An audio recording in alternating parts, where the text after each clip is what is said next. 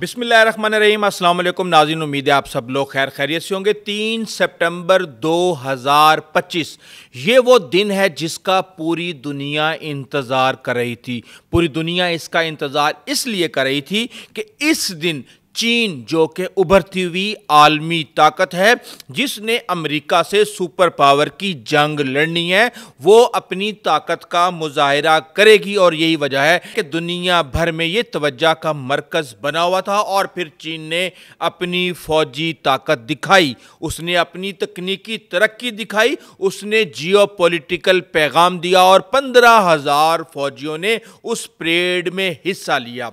वो फौजी इतने अहम नहीं जितने अहम उसमें दिखाए जाने वाले हथियार हैं, जिन्होंने दुनिया को बदल के रख दिया है। जिन हथियारों के बारे में मैं आपको बताने जा रहा हूं, इस पर पेंटागन से लेके दुनिया भर के जो दिफाई माहिरीन हैं, वो एक बहुत ही बड़ी बहस छेड़ने वाले हैं। और अभी वो इसको बड़ी ही वो कहते हैं दूरबीन से इसका मुशाहिदा कर रहे हैं।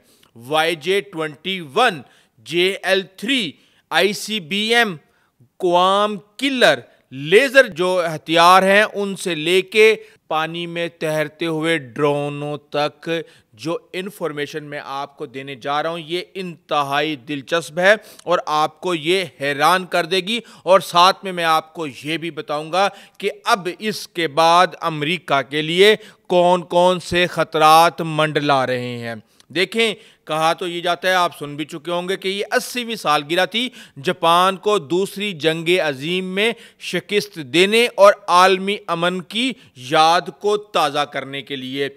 शी जिनपिंग ने जो बयान दिया चीनी सदर ने, वो भी बहुत अहम है। चीन रुकने वाला नहीं और ना ही हम बदमाशों से खौफजदा हैं। अब उसने बदमाश किसको कहा, ये एक अलग डिबेट है और बड़े आराम से आप इसको समझ सकते हैं। लेकिन 26 ममालिक के सरबराहान वहां पे मौजूद थे, लेकिन व्लादिमीर पुतिन और शुमाली कोरिया के किम जोंग, शहबाज शरीफ और चीनी सदर वॉक करते हुए चलते हुए नजर आए। और उसके बाद हमने ये देखा कि लेज़र हथियारों से लेके दीगर हथियारों ने पूरी दुनिया को इस हवाले से हिला के रख दिया। सबसे पहले आप बात करते हैं हाइपरसोनिक ग्लाइड्स YJ-21।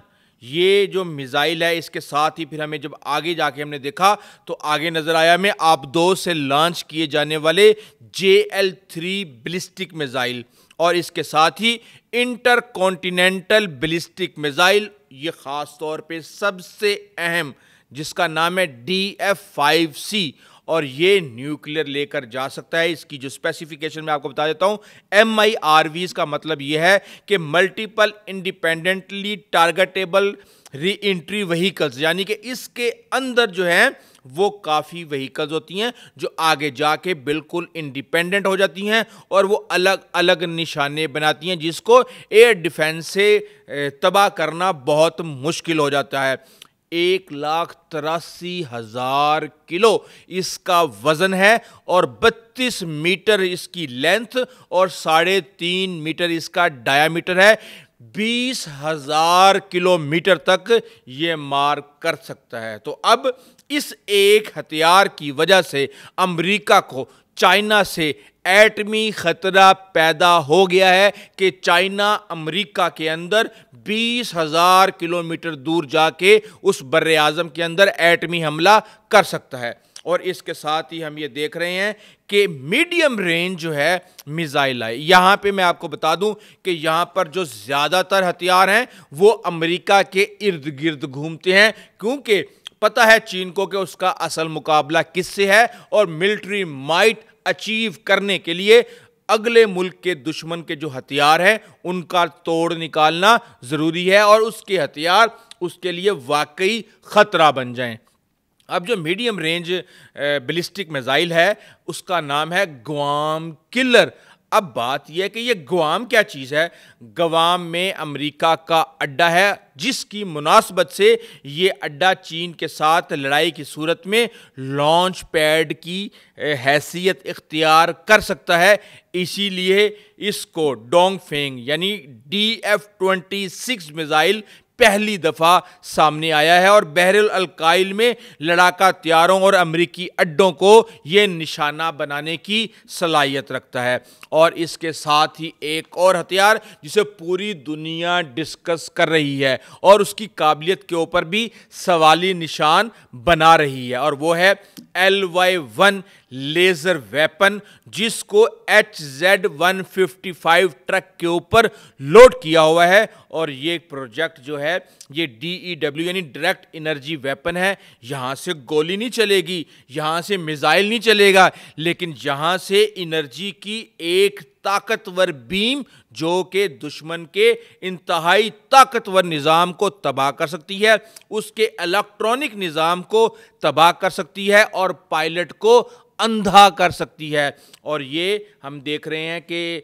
अमेरिका के पास भी एक वो बोइंग के ऊपर उन्होंने एक लगाया था YAL-1, और जिसको इन्होंने सक्सेसफुली इंटरसेप्ट किया था मिसाइल को 2010 के अंदर, और उसके बाद ये रोशनी की स्पीड से अपना सफ़र तय करता है। और इसके बारे में कहा यह जा रहा है कि ये लाइट की स्पीड के साथ साथ ये कॉस्ट एडवांटेज भी है इसका, यानी कि कम कीमत की आपने एनर्जी लगाई उड़ा दिया। यहाँ तो हम ये देखते हैं कि जो एयर डिफेंस के मिसाइल हैं वो कई कई मिलियन डॉलर्स के हैं, तो कितने चलाएंगे। उसके बाद फिर हम ये देखते हैं कि उसकी सप्लाई भी शॉर्ट हो जाती है, जिस तरह के इसराइल के अंदर एरो मिसाइल्स और दीगर की हुई थी। इसके साथ ही हम ये देख रहे हैं कि यहाँ पे एक समंदरी गाड़ी जिसे कि समंदरी ड्रोन कहा जा रहा है, ये है AIX-002, और इसके साथ ही AXJ-002, और ये समंदर में चलने वाली गाड़ी है। इसकी साख्त आप देख लें, ये इसके अंदर क्रू की ज़रूरत नहीं है, ये खुद ब खुद ही चलेगी। आर्टिफिशियल इंटेलिजेंस भी इसमें इस्तेमाल होगी, रिमोट कंट्रोल्स इसके अंदर इस्तेमाल होंगे, और ये समंदर में 60 फुट नीचे तक जाके सफ़र तय कर सकती है। और इसके साथ ही हम ये देख रहे हैं कि हमले के दौरान ये कमांड एंड कंट्रोल और जासूसी मिशन के तौर पे भी इसको इस्तेमाल किया जाता है, और इसके अंदर ड्रोन टेक्नोलॉजी को इस्तेमाल किया गया है। और ये स्टेल्थ है, यानी कि इसका पता चलाना रेडार के ऊपर बहुत मुश्किल है, और इसकी जो बीम की लेंथ है वो 16.1 है, और ये बिल्कुल सब मैरीन जैसी लगती है। और आप ये समझ लें कि ये वो बड़ा ड्रोन है जो समंदर की गहराइयों में जाके दुश्मन को टारगेट बनाएगा। और इसके साथ ही हम ये देखते हैं कि टैंकों पे हमें ड्रोन नस्ब हुए हुए नजर आए, रोबोट डॉग्स नज़र आए, खुद उड़ने वाले ड्रोन नज़र आए, और 5th जनरेशन फाइटर जेट नज़र आए, रनवे से उड़ते हुए भी और समंदर की तरफ से आते हुए भी।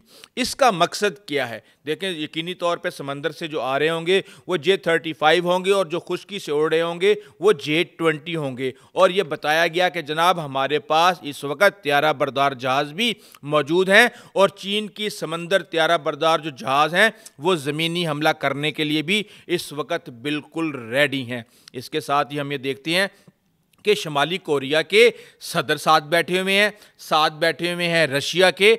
तो ये एक जियोपॉलिटिकल पैगाम दिया चाइना ने कि ये 26 ममालिक के सरबराह इस वक्त चाइना की ताकत को देख रहे हैं, और दुनिया में जो परसेप्शन है वो कंप्लीट हो रही है, और अस्करी जिद्दत के जो प्रोग्राम हैं चीन के वो इस वक्त दुनिया में झंडे गाड़ रहे हैं, और अमेरिका अब चाइना से पीछे रह गया है। कई लोग ये कह रहे हैं कि जनाब ये डमी भी हो सकती हैं, ये सिर्फ और सिर्फ ताकत की प्रोजेक्शन भी हो सकती है, इनको अभी ट्राई नहीं किया गया। लेकिन आपको अच्छी तरह पता है कि एक PL-15 मिसाइल जिसने ताकत का तवाजुन समेत परसेप्शन बदल के रख दी इंडिया और पाकिस्तान की जंग में, बस ये इसी तरह एक हथियार जो है वो ऐसा काम दिखाता है कि सारी की सारी गेम ही पलट जाती है। अब ये हाइपरसोनिक मिसाइल्स जो हैं, जो आवाज़ की रफ्तार से 5 गुना ज़्यादा जो है चल रहे हैं, इसके अंदर कहा यह जा रहा है कि इसके अंदर चीन जो है पूरी दुनिया की क़ियादत कर रहा है।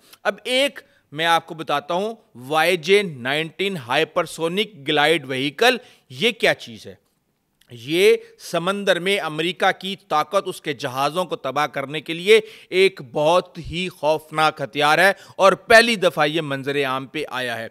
अब ये एंटी शिप क्रूज मिसाइल है जो कि मैक 5 और मैक 6 की स्पीड से चलता है, जबकि इसकी जो टर्मिनल स्पीड है वो मैक 10 है, यानी कि आवाज़ की रफ्तार से 10 गुना ज़्यादा तेज़ चलने वाला ये मिसाइल कितना खौफनाक हो सकता है, आप इसका अंदाज़ा अभी लगा लेंगे जब मैं आपको बताऊंगा कि ये 1500 किलोमीटर तक ये मार कर सकता है, 300 किलोग्राम वारहेड्स ये लेके जा सकता है और अपने साथ ये एंटी रेडिएशन वारहेड्स भी लेकर जाता है जो दुश्मन के इलेक्ट्रॉनिक्स को निशाना बनाते हैं और उसको तबाह करते हैं। और इसके साथ ही जो AJX002 मैं आपको इसके बारे में बता चुका हूं और हम ये देख रहे हैं कि जो चीज़ें हैं वो बड़ी तेज़ी के साथ बदली हैं। ख़ास तौर पे न्यूक्लियर के जो टराइड मिसाइल्स जो उन्होंने दिखाए उसके अंदर एक J1 है, JL1, एक है JL3। इसके साथ ही हम ये देखते हैं JL3 सबमरीन से लॉन्च किया जाएगा। इसके साथ हम देखते हैं DF-61। अब ये जो DF-61 है ये भी मल्टी MIRV है, multiple independently targetable re entry vehicles, और इसकी जो 14 वारहेड्स ये अपने अंदर लेके जा सकता है। 15,000 किलोग्राम इसके अंदर हथियार आ सकते हैं और 15,000 किलोमीटर का ये सफ़र तय कर सकते हैं और इसके अंदर 10 इंडिपेंडेंट MIRV होंगे, यानी कि ये जब दुश्मन के इलाके के करीब जाएगा तो फौरी तौर पे तकसीम हो जाएगा और 10 इंडिपेंडेंट वेपन्स बन जाएगा जिसको एयर थ्रू निशाना बनाना बहुत ही मुश्किल है। और DF-5C जो मैं आपको पहले बता चुका हूँ, पहली दफ़ा दिखाया गया है, ये भी न्यूक्लियर वेपन्स ले जाने की सलाहियत रखता है। तो ये 4 वेपन्स जो शो किए गए हैं जो कि पहुंच भी सकते हैं अमेरिका तक और उनके जो समंदर के अंदर एसिड्स हैं उनको निशाना बना सकते हैं और न्यूक्लियर वेपन्स साथ लेके जा सकते हैं। इसके साथ ही हमने ये देखा कि जो हाइपरसोनिक और एंटी शिप मिसाइल्स हैं उनकी भी एक बहुत बड़ी रेंज उन्होंने उसमें दिखाई और उन्हें दिखाया कि हमारे पास कितनी बड़ी इन्वेंट्री है। और इसके साथ ही हमें देखते हैं कि एडवांस्ड रैपिड स्ट्राइक सिस्टम जो डिज़ाइन किए गए हैं चैलेंज करने के लिए नेवल डिफेंस को, इसके अंदर YJ-17, YJ-19, YJ-20 ये हाइपरसोनिक एंटी शिप मिसाइल्स हैं जो कि यूएस के खिलाफ, जो यूएस के जो मॉडल्स हैं डिफरेंट जहाज़ों के, उनको बना के उनकी डमियाँ उनके खिलाफ ये ट्राई किए जा चुके हैं।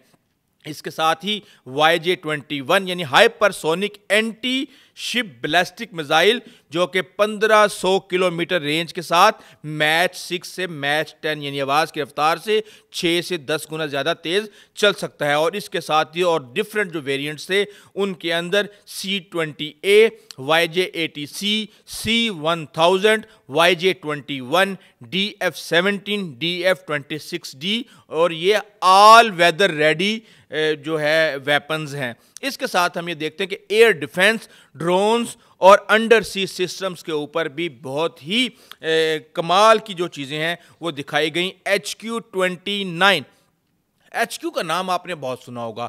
HQ-9 पाकिस्तान के पास है, HQ-19 पाकिस्तान लेने की ख्वाहिश कर रहा है और ये है HQ-29 यानी कि एंटी सैटेलाइट इंटरसेप्टर है। ये आप देख लें कि 2 से 6,000 किलोमीटर दूर तक ये मिसाइल को निशाना बना सकता है और ये इंतहाई खौफनाक लेजर बेस्ड भी एंटी डिफेंस सिस्टम को ये नुकसान पहुंचा सकता है। इसके साथ ही हम ये देख रहे हैं कि सी और एयर ड्रोन्स ने भी कमाल कर दिया और हमने ये देखा कि किस तरह दुश्मन के ड्रोन्स को कई 100 किलोमीटर दूर से बिल्कुल फारिग करने की, उनको जैम करने की, उनको डिसेबल करने की सलाहियत रखने वाली चीज़ें हमारे सामने आई हैं। और अब ये मैसेज दे दिया गया है कि चाइना ने जो वेस्टर्न मिलिट्री है उसको क्रॉस कर लिया है और इसके साथ ही ताइवान के अंदर जो अमेरिका और वेस्ट की ख्वाहिशात हैं वो रीजनल पावर्स की मदद से वो पूरी होने वाली नहीं है। और इसके साथ ही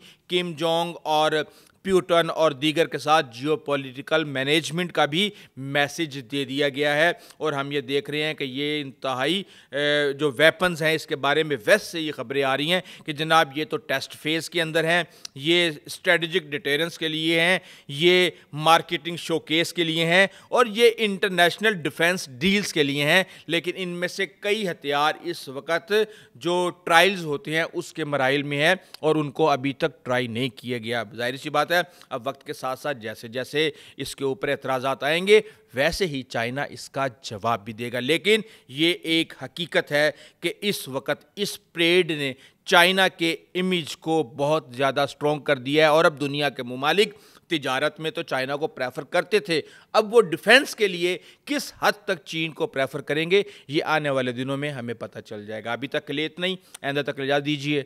अल्लाह हाफिज़।